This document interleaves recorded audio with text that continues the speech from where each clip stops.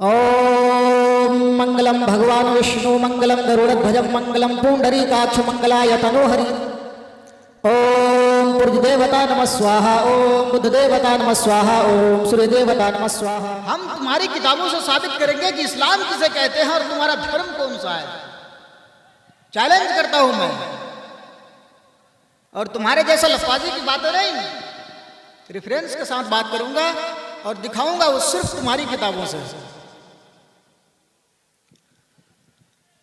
अल्लाह तबारक व तआला ने अपने नबी के बारे में, अपने हबीब के बारे में, जनाब मोहम्मद रसूलुल्लाह सल्लल्लाहु अलैहि वसल्लम के बारे में जब बताता है और दुनिया के सामने मोहम्मद रसूलुल्लाह सल्लल्लाहु अलैहि वसल्लम की असली तस्वीर बताता है कि ऐ लोगों, हमने जो तुम्हें नबी दिया है, हमने तुम्हें जो पैगंबर दिया है, हमने तुम्हें जो रसूल दिया है, आइए अल्लाह तबारक व तआला सूरह फातिर सूरह नंबर 35 का आयत नंबर 24 में यानी 24 में फरमाता है, इन्ना रसलनाका बिल हक बशीरन व नज़ीरा। ऐ दुनिया वालों, हमने मोहम्मद रसूलुल्लाह सल्लल्लाहु अलैहि वसल्लम को हक के साथ डराने वाला भेजा है। हमने मोहम्मद रसूलुल्लाह सल्लल्लाहु अलैहि वसल्लम को, यानी जितने भी नबी आए हैं वो तुम्हें डराने वाले थे, लेकिन last profit, last passenger, last case वहां कराकर हमने जनाब मोहम्मद रसूलुल्लाह सल्लल्लाहु अलैहि वसल्लम को भेजा है। इन्ना रसलनाका बिल हक बशीरन व नज़ीरा। रिफरेंस दे रहा हूं, कुरान खोल कर देख लो, और तुम्हारी किताबों से भी सबूत दे रहा हूं, और तुम्हारी किताबों से भी रेफरेंस दे रहा हूं, खोल कर देख लो। मोहम्मद रसूलुल्लाह सल्लल्लाहु अलैहि वसल्लम का नाम लफ्ज मोहम्मद मिलेगा, ये मैं भी बात नहीं कर रहा हूं। भविष्य पुराण पर्व 3 खंड 3 अध्याय 3 का सफा नंबर 375 उठा कर देख लो, मोहम्मद दिया हुआ है और फिर ब्रैकेट में मोहम्मद लफ्ज लिखा हुआ है। हमने इनको हक के साथ आपको डराने वाला बनाकर भेजा है। फिर अल्लाह तबारक व तआला फरमाता है, वला कुल्लु कौमिल हाद, हमने हर कौम के अंदर डराने वाला भेजा, कोई ना कोई डराने वाला तो है। आप जिसकी पूजा कर रहे हो, छिंदे भी देवताओं की पूजा कर रहे हो, आपके धर्म के अंदर तो 20 करोड़ मूर्तियां हैं, उनकी पूजा करनी होगी। 33 करोड़ देवता कहा गया है, मनुस्मृति उठाइए तो 33 करोड़ देवताओं की पूजा करना अनिवार्य और जरूरी है। मेरे भाइयों, मनुस्मृति के उसी पेज पर, उसी सफात पर जहां 33 करोड़ देवताओं की पूजा करने की बात कही गई है, जहां 33 करोड़ देवताओं की पूजा करने का ये चलन है, रिवायत दिया गया है, उसी के जस्ट ऑपोजिट में लिखा हुआ है 33 करोड़ देवताओं की पूजा करना तो आपके ऊपर अनिवार्य जरूरी है। एक भी अगर आप प्रसन्न रहा, नाखुश रहा, उनकी अगर भक्ति नहीं हुई तो तुम्हारी सारी इबादतें भंग, सारी चीजें सुआ कर दिया जाएगा, सारी चीजें जला दी जाएगी, सारी चीजें खत्म कर दी जाएगी।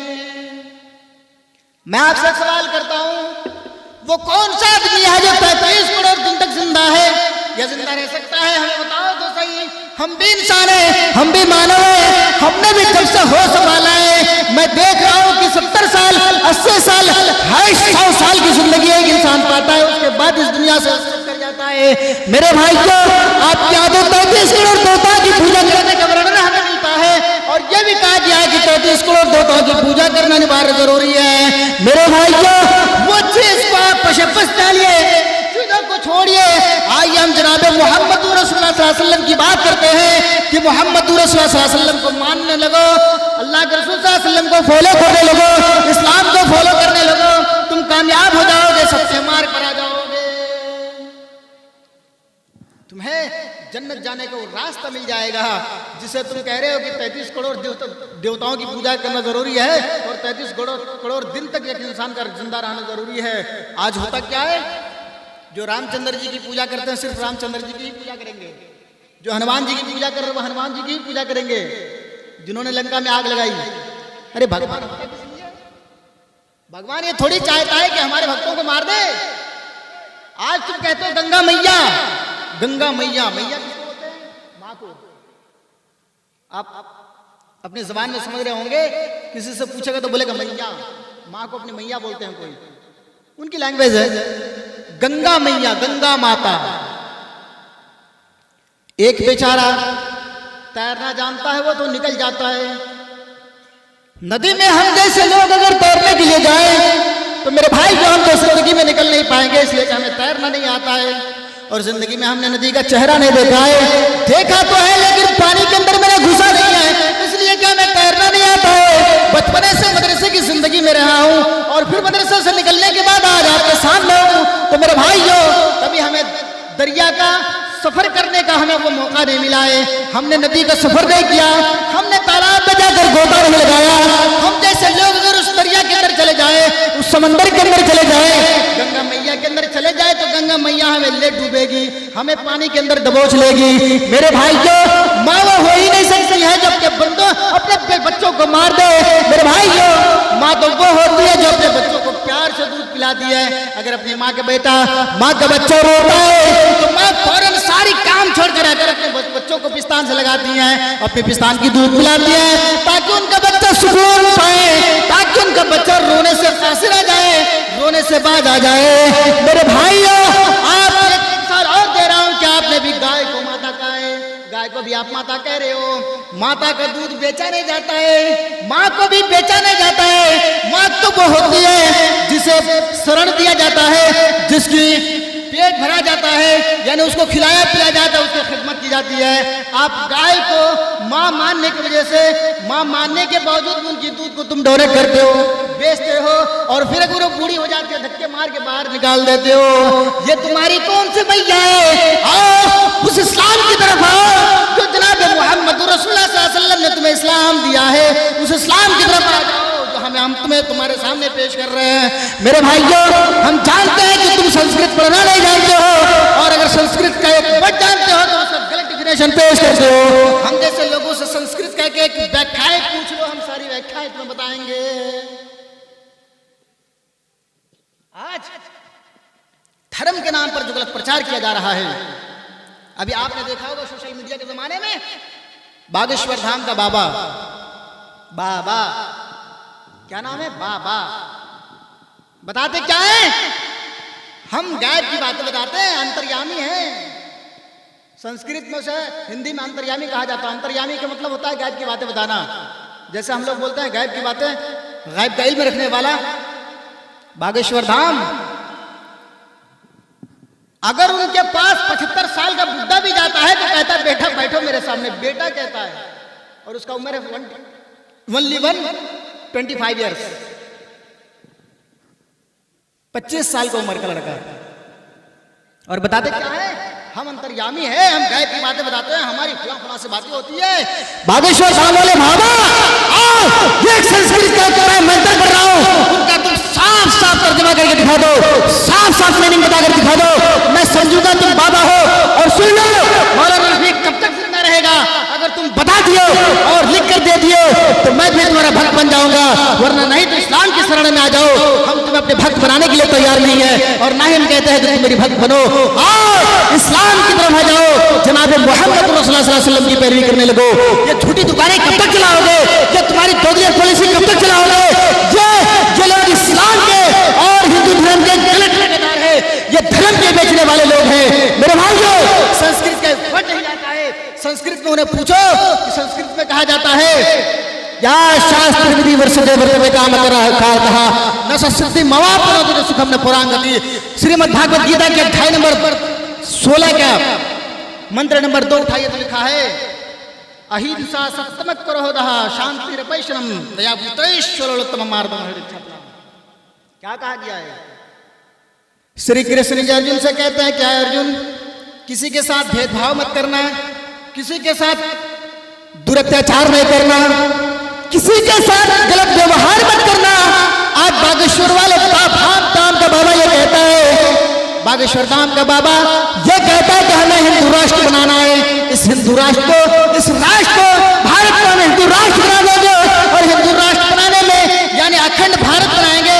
अखंड भारत बनाओगे तो पाकिस्तान के लोग भी आ जाएंगे, बांग्लादेश के लोग भी आ जाएंगे, 2-3 राष्ट्र का यानी मुल्कों का लोग हमारे भारत में आ जाएंगे।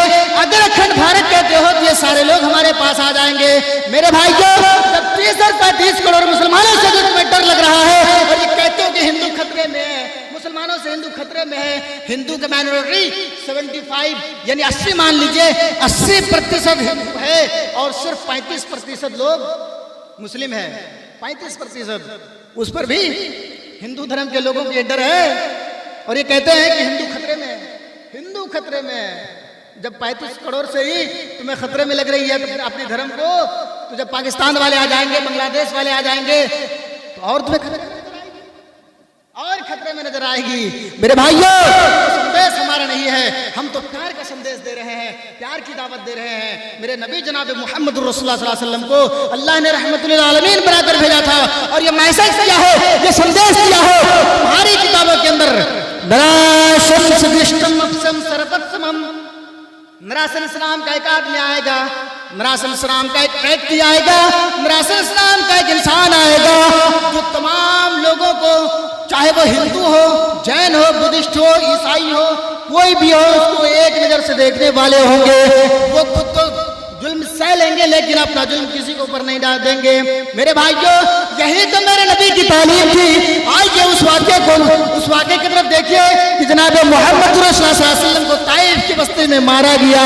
अल्लाह के रसूल सल्लल्लाहु अलैहि वसल्लम ताइफ की बस्ती में पहुंचे ताकि वहां के लोग इस्लाम कबूल कर ले, वहां के लोग पूजा से बाज आ जाए, जहन्नम में जाने से लिए, जहन्नम से जाने के लिए वो बच जाए ताकि जहन्नम के अंदर ना जाए।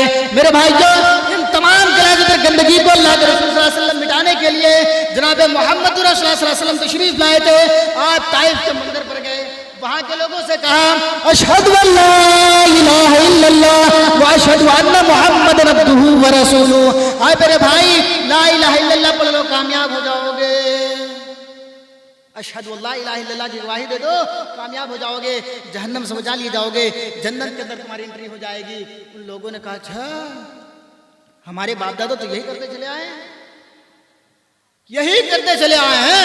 आज मोहम्मद इब्न अब्दुल्लाह बता रहे हैं कि नहीं, ये धर्म गलत है। अपने औपाश, बदमाश और लुच्चे बच्चों को उसके पीछे लगा दिया अल्लाह के रसूल सल्लल्लाहु अलैहि वसल्लम का, और जनाब मोहम्मद रसूलुल्लाह सल्लल्लाहु अलैहि वसल्लम को मारा गया, पीटा गया। जहां तक के पहाड़ की जानिब से फरिश्ता आया, कहा कि अल्लाह के रसूल आप एक बार मुझे इजाजत दे दो तो दोनों ताइफ वालों को दोनों पहाड़ियों के दरमियान रखकर पीस दूं। अल्लाह के रसूल सल्लल्लाहु अलैहि वसल्लम ने फरमाया नहीं, तुम्हारी मदद की हमें कोई जरूरत नहीं है, तुम्हारी मदद की कोई जरूरत नहीं है। कि आज नहीं तो कल इनकी होने वाली नस्लें हमारे ऊपर ईमान ले आएंगे। अल्लाह के रसूल मारे खाने के लिए तैयार, अपने पर जुल्म हुए, अल्लाह के रसूल सल्लल्लाहु अलैहि वसल्लम ने सहा भी है, लेकिन आज तुम्हारे ऊपर जुल्म नहीं होता है, फिर भी कह रहे हो कि हमें फलां से दुश्मनी है, फलां से हमें डर लग रहा है। अगर डर लग रहा है तो लुकाओ भाई, छिप जाओ कहीं, और वैसी पॉलिसी तैयार करो कि तुम्हें डर ना लगे। तुम्हें डर लगेगा, इसलिए लगेगा कि हम जैसे लोग अगर मंजर आम पर आ गए और तुम्हारे धर्म की बातें बताने लगे, और बता भी रहे हैं, सोशल मीडिया के जमाने पर हमारी बातें लोग सुनते भी हैं, और तुम्हारी किताबों से बता रहा हूं कि इस्लाम धर्म जो अल्लाह के रसूल सल्लल्लाहु अलैहि वसल्लम लेकर के आए हैं, वो धर्म तुम्हारा भी है, तुम्हारा भी है। अल्लाह के रसूल सल्लल्लाहु अलैहि वसल्लम ने फरमाया बुनियल इस्लाम अला खम्सिन, इस्लाम की बुनियाद 5 चीजों पर रखा गया है। हवाला नोट करो, रिफ्रेश नोट करो। अगर तुम्हारे पास किताबें मौजूद नहीं है तो मेरे पास किताबें अवेलेबल, हम तुम्हें दिखाने के लिए तैयार। अल्लाह के रसूल सल्लल्लाहु अलैहि वसल्लम ने फरमाया, मदनी करीम सल्लल्लाहु अलैहि वसल्लम ने फरमाया बुनियल इस्लाम अला खम्सिन, लोगों इस्लाम की बुनियाद 5 चीजों पर रखा गया है। पहले चीज अशहदु अल्ला इलाहा इल्लल्लाह, इस बात की गवाही दीजिए कि अल्लाह के अलावा कोई माबूद नहीं है। दूसरी चीज व इकामत सलात, तीसरी चीज व इताअत ज़कात, चौथी चीज व तसौम रमजान, और 5वीं चीज मन इस्तताअ इलैहि सबीला, यानी अगर आपके पास ताकत है तो जिंदगी में एक बार हज करना है। पहले चीज अशहदु अल्ला इलाहा इल्लल्लाह, इस बात की गवाही दीजिए कि अल्लाह के अलावा कोई माबूद नहीं है। इस्लाम के फॉलोवर इन 5 चीजों को फॉलो करता है, तब जाकर के वो कामिल मोमिन होता है, कामिल मुसलमान होता है। अल्लाह के रसूल सल्लल्लाहु अलैहि वसल्लम फरमाते हैं लोगों अशहदु अल्ला इलाहा इल्लल्लाह व अशहदु अन्ना मुहम्मदन अब्दुहु व रसूलुहु कह लो, कामयाब हो जाओगे। अल्लाह की गवाही देने के बाद, जनाब मोहम्मद रसूलुल्लाह सल्लल्लाहु अलैहि वसल्लम की गवाही देने के बाद मुसलमानों पर जो दूसरी चीज आयद होती है, दूसरी चीज वह इकामत सलात, यानी नमाज पढ़ना पड़ेगा। एक इंसान जब शहादत पढ़ता है, गवाही देता है, एक अल्लाह तबारक व तआला को सिद्क दिल से मालिक समझता है, मुरब्बी और पालनहार समझता है, उसके बाद जो दूसरी चीज आयद होती है मुसलमानों पर, वो इकामत सलात, नमाज पढ़ना पड़ेगा हर हाल में। यहां मैं आपसे पूछूं कितने लोग नमाज पढ़ते हैं? कितने लोग पढ़ते हैं? 2-3% लोगों का हाथ उठेगा कि 2-3% लोग जो है नमाज पढ़ते हैं। जब हमारी आजान मस्जिदों के मीनारे से गूंजती है तो हमारी मस्जिदों की वो मंजरें बता रही है। मौलाना रफीक, आप जो तकरीरें कर रहे हैं, लोगों को कुरान हदीस सुना रहे हैं, आपके कुरान हदीस का सुनाने से कोई फायदा नहीं है, इसलिए कि हमारा काम तो वही है, जहां से जाएंगे ताड़ी पिएंगे, जहां से जाएंगे गाना पिएंगे, जहां से जाने के बाद शराब पिएंगे, जहां से जाने के बाद बेईमानी करेंगे, जहां से जाने के बाद हम वो सारी काम करेंगे। तुम्हारे कहने से क्या हो जाता है? अरे हम अपनी मन की जिंदगी गुजारेंगे। मेरे भाइयों, मन की जिंदगी कब तक गुजारोगे? उस अल्लाह रब्बुल आलमीन को भी तो हमें चेहरा दिखाना है, रब्बे कायनात को हमें चेहरा दिखाना है, संपूर्ण जगत के पालनहार को, संपूर्ण जगत के रचयिता रोशनकार को हमें मुंह दिखाना है। मेरे भाइयों, ये तो 60 और 70 साल की जिंदगी है। 60 साल और 70 साल की जिंदगी में हम इस तरह से मगन हो जाते हैं कि हम अपनी आलीशान बिल्डिंगें बनाते तो हैं, आलीशान बिल्डिंगें बनाते हैं, गाड़ियां अच्छी गाड़ियां खरीदते हैं, लेकिन वहां के लिए हमारी कोई तैयारी नहीं है। जहां हमें हमेशा कहना है, उसके लिए कोई तैयारी नहीं है, कोई तैयारी नहीं है। तो अल्लाह के रसूल सल्लल्लाहु अलैहि वसल्लम ने फरमाया कि इस्लाम की गवाही देने के बाद, अल्लाह को मुरब्बी और पालनहार मानने के बाद जो दूसरी चीज आई होती है मुसलमानों पर, वह अक़ीमुस्सलाह, नमाज पढ़ना पड़ेगा। तीसरी चीज वाइताई ज़कात, यानी आपके पास अगर माल है तो 100 में 2.5% आपको ज़कात निकालना है, सिर्फ 2.5%। चौथी चीज वो तो शाम में रमजान और रमजान के महीने का रोजा रखना होगा। और पांचवी चीज ये है मन इस्तताअ इलैहि सबीला, अगर आपके पास ताकत है तो जिंदगी में एक बार हज करना है, अगर ताकत हो तो। नहीं है कोई बात नहीं है, नहीं इस्तिताअत है, ताकत नहीं है तो आपको हज करना नहीं होगा।